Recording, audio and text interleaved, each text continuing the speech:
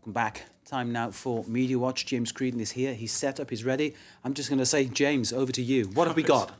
Well, I wanted to take a look, first of all, Mark, at the front pages because you know how Libération is a bit left-wing. It's to the left, yeah. And Figaro is a bit right-wing. To the right. And they tend to support Sarkozy and Hollande. Mm-hmm. Well, it's been taken to new heights between the first and second round of voting now. The gloves are off, and of course Mr. Sarkozy is probably, you could say, leaving himself open for some criticism, because what he did yesterday was shocked a lot of people. He basically said that Le Pen and the far right is compatible with the Republic, breaking, I suppose, a 20-25 year, what would you say? Well, it's been a taboo to link the National Front with national values of France, hasn't it? That's forever, it. basically. That's it. So for Sarkozy to say that, it's kind of saying, hang on, everything we've been sort of vilifying over the years actually holds quite true with most French people. And they're saying it could backfire on him, seriously backfire on him. The Le Monde's editorial said the same thing. Le Monde, of course, leans to the left. That's it. And I think we have to point this out. Yeah. That's right. And their editorial as well says that it was a political mistake, it was a moral mistake, because not all ends justify the means.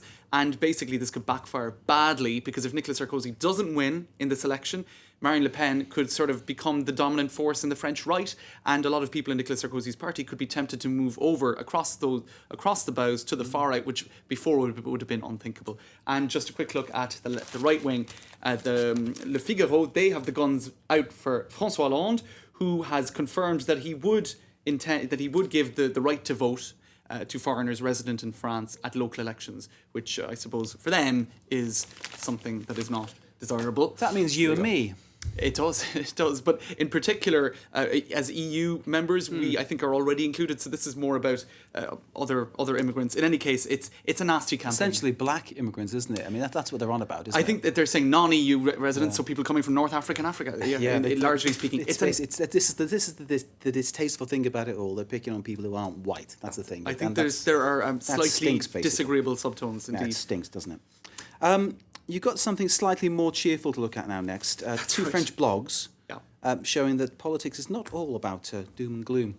Or maybe that it is. Well, a lot of people Please explain. I've seen a lot of these blogs posted by journalists as well, saying, this campaign has been so negative that we should take a step back and have a look at some of these blogs to have a laugh. One is called Dear Neighbours. Now, while people basically what you have is people putting it's just to show the blog. It's actually a Rue 89 journalist started this. So you've got Rue notes. 89 is a French news website. That's right. Okay. And so what you've got is notes left in residential buildings in Paris, and some of them quite passive aggressive, and some of them just really weird. Note to all residents: a shell has been found in the car park. If you want to retrieve that shell, present yourself to the concierge, please. And then you go further down again. It's a stepladder in Escabeau, isn't it? A stepladder. Oh, maybe it's a stepladder. It's a stepladder. Yeah, it's a stepladder. Yeah. All right, okay. I thought it was a shell, which would be weirder. All right. See, I'm definitely not French. Here you have a guy selling a second-hand pair of trainers in the lift. But that's someone's put that in the lift. That's where right. They live. Come and buy my trainers. Here's somebody saying if you keep running in the stairwell, you risk being pushed to your death. And a note put up there in kind of serial killer kind of style where you can't decipher any handwriting. Please note that the door does not close automatically. Be vigilant and close the door manually. Thank you. Note the little asterisk. And down here it says, there are drug dealers on the corner. Which is the most ridiculous thing I've ever seen. And here you have somebody saying, okay, it's all very well to sort your rubbish, but if you sort your rubbish, you should take out this bit of pizza, and that was put on the door of the person who had apparently not taken the pizza out of the pizza box before recycling it. That's just a neighbour you do not want to have, right? Oh, no. And here somebody saying, instead of throwing eggs at neighbours who are making too much noise, why don't you just come and ring on the door? It's a lot nicer. And it, of course, there's lots of notes then about people making noises of all sorts of description and maybe being a little bit more attentive to their neighbours. This is mostly around Paris, isn't it? It kind of says to me that people in Paris are mad. They're a bit mad and live in very densely populated and someone's buildings. Lost a stepladder. There you go. It's terrible, isn't it? It is terrible. Finally, we know French politicians are using social media more and more. Sarkozy, he's on Twitter all the time. That's right. Even himself doing it like that with his little BlackBerry. More and more, you get trying to get the message out there. The king of it all, though, is still Barack. Let's take a look at the figures, Mark.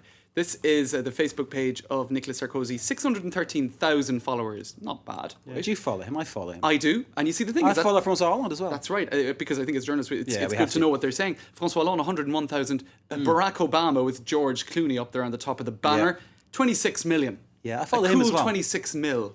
Yeah. Right? And look I just wanted to show you the latest stunt today. He went on the Jimmy Fallon show, right? Now, Yeah. this is in defense of student loans and keeping the prices down.